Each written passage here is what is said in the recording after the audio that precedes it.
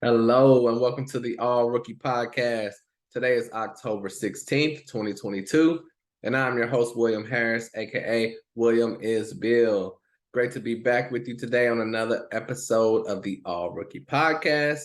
On today's episode, I am going to cover my preseason predictions of my All Rookie first and second team. The preseason has ended, but the regular season has not started yet. So these are my predictions for first and second team all rookie. And I mean, it's the name of the show, the All Rookie Podcast. So let's get straight to it like it's nothing to it. Should I start with first team or second team? Let's just get straight into it. I know what you're here for, the big name stars, and you're going to hear quite a few of them. I'll start with my number one guy.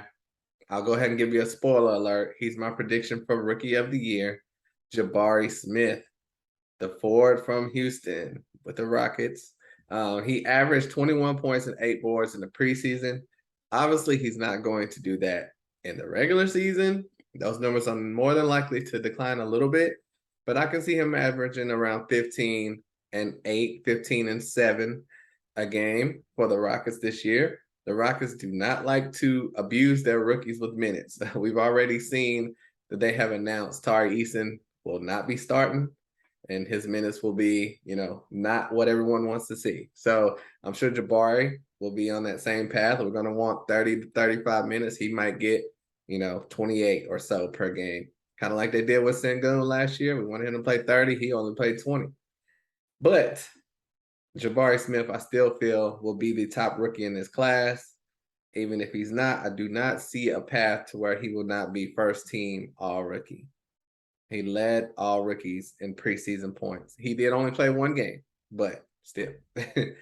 My second guy is Paolo Banchero, the first pick overall in the draft for the Magic. In the preseason, he averaged 14 points, 5 boards, 2 assists, 1 steal. I could see those numbers actually being pretty similar to that. He could average probably 14 to 16 points per game, 5 boards.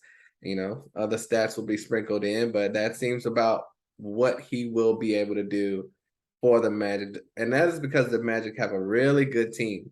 You may think that sounds crazy, but their team is stacked with very talented players, very good rebounders. They don't have a lot of shooters, but they have a lot of young, talented players.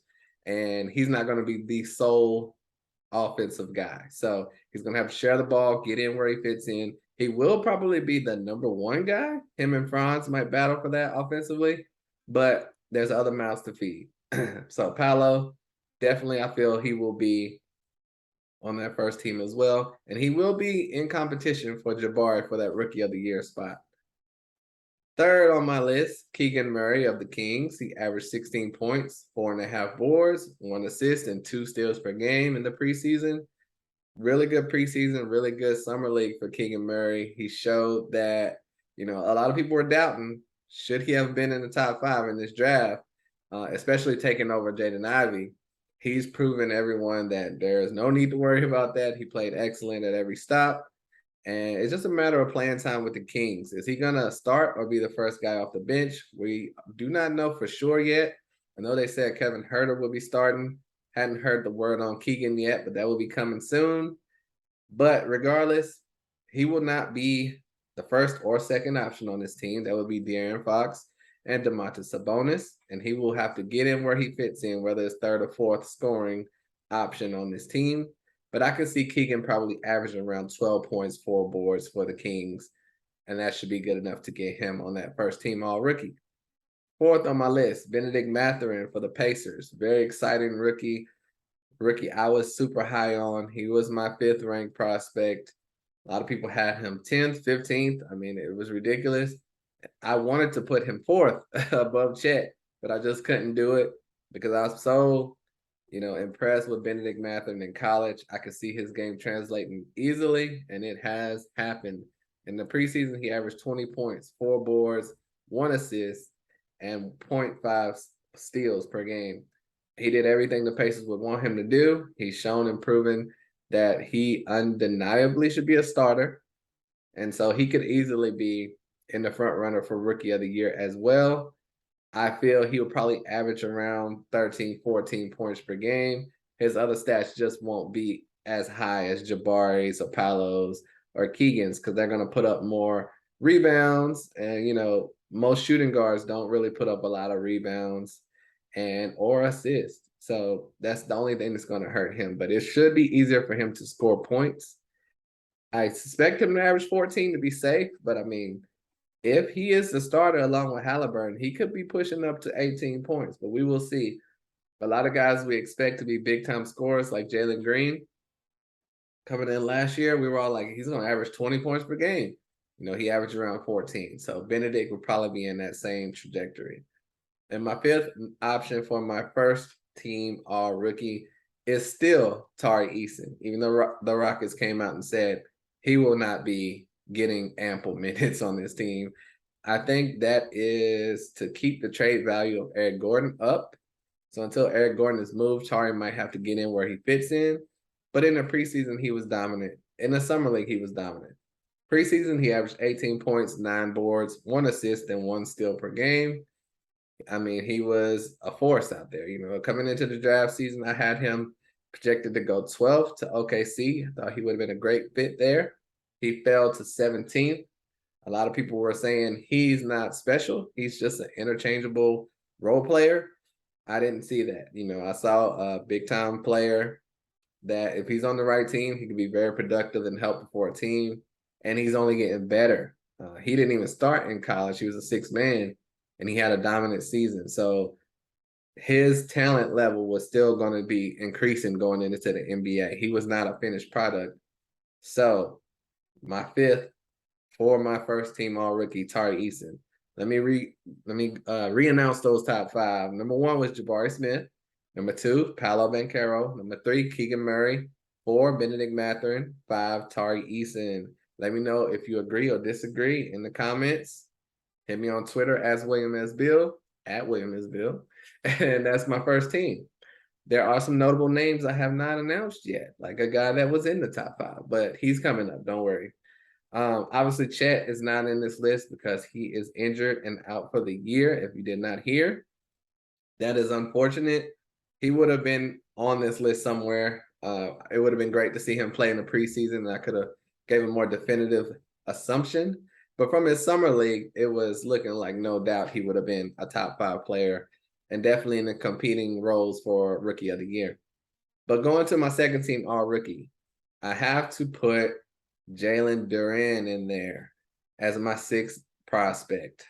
He led all of the rookies in preseason in rebounds at 12 rebounds per game. He averaged only 5 points, but 12 boards, almost 1 block per game. I think rebounds and blocks will come easy for him in Detroit. The only issue is playing time.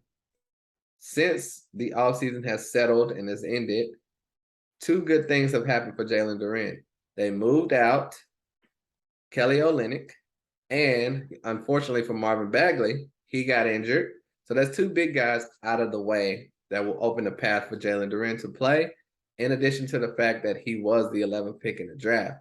So by all accounts, he should be starting with this team. He probably won't, but I think he will be guaranteed at least 20 minutes per game on this Pistons team. He will be behind Isaiah Stewart, and that should be about it. They did have Luka Garza last year on a bad team, and they didn't play him, but he was a mid-second round pick. Jalen Duren should be their franchise center. They should want to see him play, but we know how that goes. We will see what happens, but I cannot leave him off this list. His rebound potential is just easily, he should be the leading rebounder in this class, and that should have him in the top 10 rookies. Number 7 on my second team all-rookie team prediction, I will have to slide Jaden Ivey in there. In the preseason, he averaged 12 points, 3 boards, 4 assists, and 1 steal per game. Just electric player. People want to nitpick. You'll see sometimes bad highlights, places where he looks lost. That's because he played 1 year in college, learning on the fly, not on a traditional big powerhouse team. He went to Purdue. He did not go to Duke. He did not go to Carolina. He did not go to Michigan State. Jaden Ivey is a work in progress, but that work in progress is to greatness, not to being good. His only issue is he's with Cade. Cade is going to be at least a 60% ball handler on this team, but possibly more. If Jaden Ivey is strictly the shooting guard, this year will be a little tougher for him than it will be if he would be right there with Cade as interchangeable ball handlers. We will see how that goes, but I think, once again, being the fifth pick in the draft to Detroit, there's no reason he should not be getting these minutes on this team and opportunities to learn on the fly, get better on the fly, fit in on the fly, because the talent is there, but basketball IQ will have to be learned on the court. He has an old school coach. We'll see if he is allowed to do so. Number 8, Jalen Williams from OKC, the guard from OKC, although I love the forward as well. I'm probably the highest on the forward, but we'll get into him in a little bit. Jalen Williams averaged 14.4 points per game, 3 boards, 5 assists. 5 for a shooting guard / small forward. 5 assists is great. And 2 steals per game. He can easily be in a conversation with Ben Mathurin in that first team all-rookie. But he's in OKC. It's a crazy situation there, but he has every opportunity to flourish. It's really no reason he shouldn't flourish. It's just, I believe if Tari Eason gets those minutes, the points and rebounds are just going to be too hard for Jalen Williams to overcome. But Jalen Williams, those points, and it's looking like assists may be pretty easy for him to achieve as well. Either way, he'll be in this top 8. I'm pretty sure I can guarantee that for first team, second team, all rookie. He's been very impressive all off season. Even before he was on OKC in the off season, he flew up draft boards because of his, people started to wisen up, look at the tape, look at the workouts, and he just shot up the draft boards. He was looking like an early second round pick, moved to late first round. And then next thing you know, he's in the lottery. So Jalen Williams has proven everyone that he's a great prospect. And I think there's no reason to doubt he'll be great with OKC this year. OKC is the problem, though. We'll see with the tanking, non-tanking, whatever. We'll see. They're going to be fun, though. Number 9. After those first 8 are pretty much locks for me. 9 and 10, I just have to go with my best guess, my best, prediction, and that would be Christian Koloko at number 9. He only averaged 5 points, 2.5 boards, but he did average 1.6 blocks per game in the preseason. Now, he was an early second-round pick. Normally in first and second team, there's either an undrafted guy or a second-round pick. This is my second-round guy. Even though it was early second round, the Raptors had only one draft pick in this draft. From my memory, at least it was one. They had no first-round pick. So their first pick, they selected a center because, in my opinion, that was their weakest position. I mean, I think that's undoubtedly so. So I think it was pretty obvious to me they were drafting Christian Koloko. I said it on Twitter.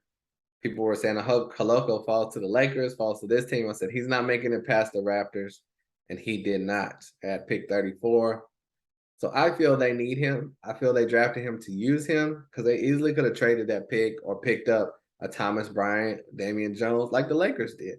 There's other centers available. Hassan Whiteside is still unsigned right now. They drafted Christian Koloko.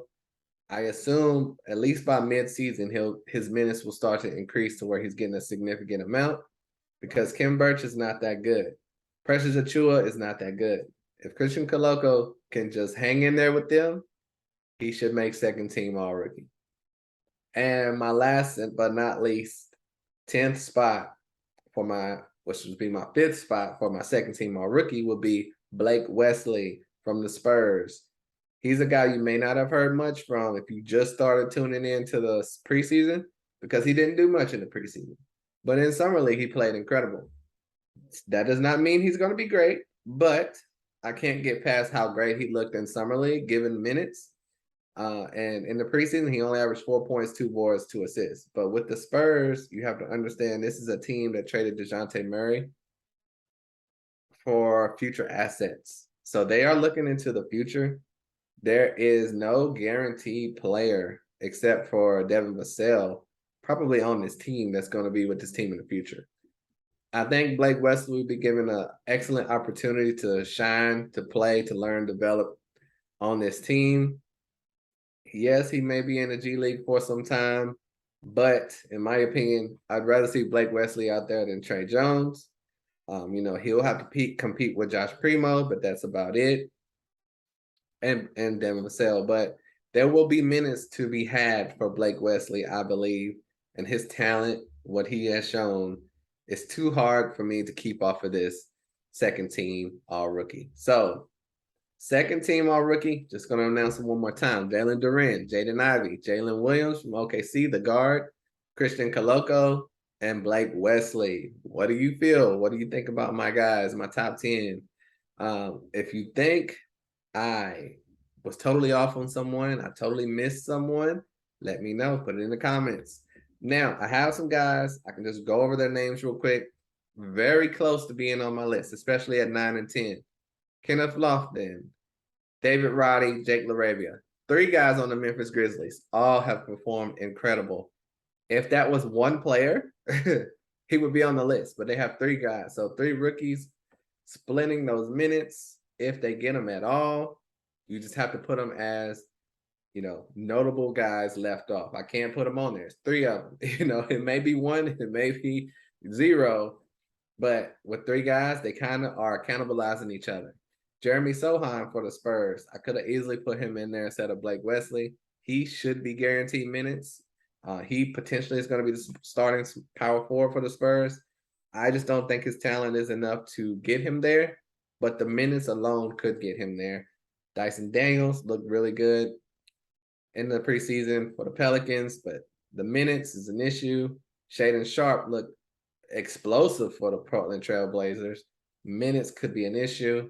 Dalen Terry, even though Lonzo was out, minutes can still be an issue. Nikola Jovic looked impressive for the Heat. Jaden Hardy looked impressive for the Mavs. I'm really big on Jaden Hardy. If Tim Hardaway was not there, I would go ahead and probably put Jaden Hardy in that top 10. But we're going to have to wait and see on him and how they work him in, because he was a second-round pick, even though he shouldn't have been. The other Jalen Williams from OKC, I mentioned earlier, with Chet out, I think that will propel him into minutes, and he could have a year like Jeremiah Robinson Earl did last year, which was solid. So he's a guy to look out for. And Caleb Houston in Orlando, their shooting guard position is not great. If Caleb can play the 2 or the 3, he can get in there, shoot some threes. He can be on the radar. And Bryce McGowan's last but not least. Lonzo is out. LaMelo is out. Obviously, Miles Bridges is out. But Bryce McGowan is on a 2-way contract, so it's kind of hard to guarantee minutes for a guy on a 2-way. So, but I mean, he was one of my more impressive rookies before the season. I thought he should have been a first-round pick.